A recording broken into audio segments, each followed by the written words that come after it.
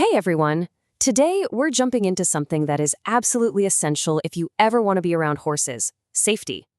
Before you can have all the fun, you first have to understand how to interact with these amazing animals in a way that keeps everyone safe. So, let's get right into it. So, here's the big question, right? We're talking about a 1,000-pound animal, sometimes more, with a mind of its own, an animal that can't just tell you what it's thinking. How on earth do you handle that safely? And the answer, well, it might not be what you think. It doesn't start with trying to control them or dominate them. It all begins with something much more important: understanding how they see the world. And that understanding all starts with this one single concept. It's the most important thing you can ever learn about horses. They are prey animals.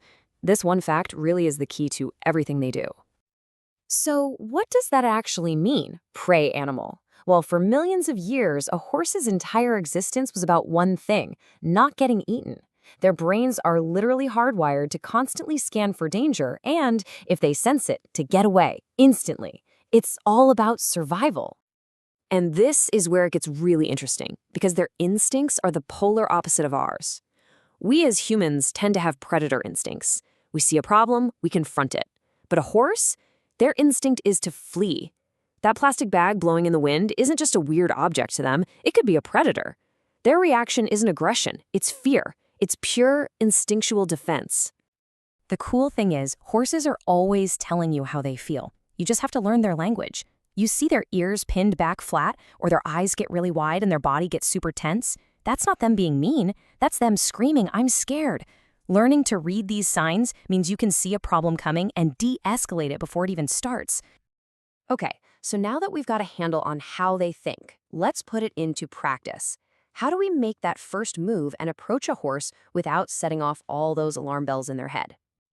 It really all boils down to these three simple steps. First, always approach from the side, aiming for their shoulder. You see, horses have big blind spots right in front of their face and directly behind them.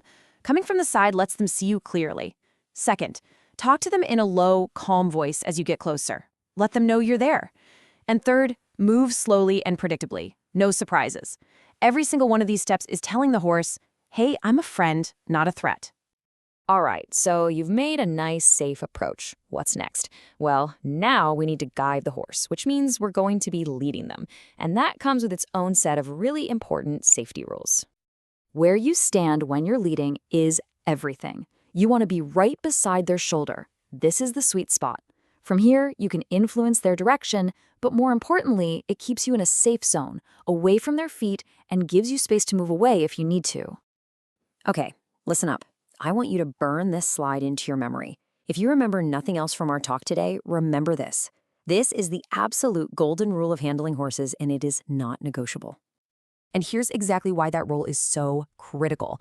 If that 1,000-pound animal suddenly spooks and pulls back, and that rope is looped around your hand or your body, you are physically attached to all of that force. We're talking broken bones, dragged, or worse, life-altering stuff.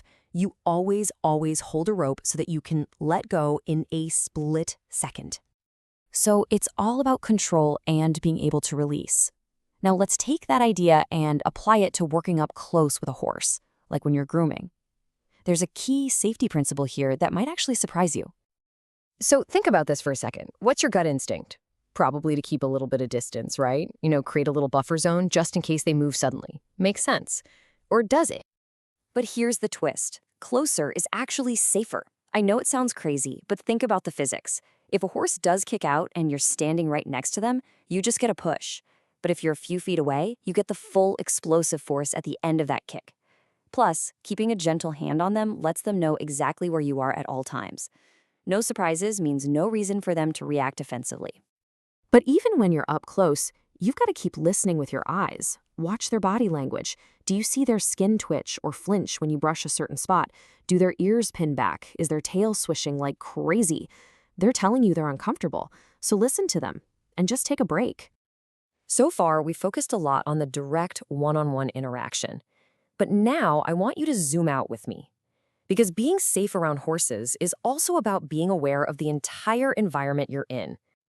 You really need to have a mental map of the space around a horse at all times.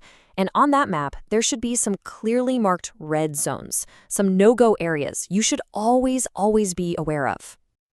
Okay, here are the big ones. The kick zone, directly behind them, that's the obvious one. Those back legs are incredibly powerful. But don't forget the strike zone up front. They can lash out with their front legs too. And remember those blind spots we talked about? Walking into one of them is like popping out of nowhere, and that is a perfect recipe to startle a prey animal. And here's another critical piece of environmental safety. If you tie a horse, you have to use a quick release knot. If a horse panics while tied solid, it can seriously injure itself. This special knot is designed to come undone with one single pull on the end of the rope. It's not just a knot, it's your emergency eject button. So you can see how this all comes together into this idea of 360-degree awareness. It's about the little things too. Wearing sturdy closed-toe boots so you don't get your foot crushed. Keeping your workspace tidy so there's nothing to trip over. And always knowing your exit route. Know how you'd get out of that space in a hurry if you had to. And that's where we'll end things, because what we've talked about today, it's more than just a list of rules to memorize. It's about learning a completely new language, the language of the horse. The rules give you the foundation, but it's really listening, truly listening to what they're telling you, that builds the trust you need for a true partnership.